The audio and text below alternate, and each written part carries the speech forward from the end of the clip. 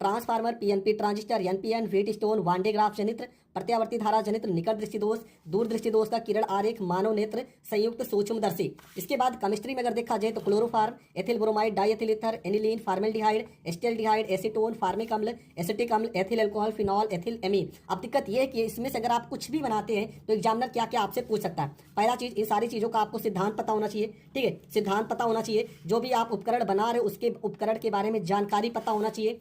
दैनिक जीवन में उसका उपयोग क्या है उसके बारे में आपको पता होना चाहिए। अगला, उसका सूत्र क्या है, उस सूत्र के बारे में आपको जानकारी पता होना चाहिए।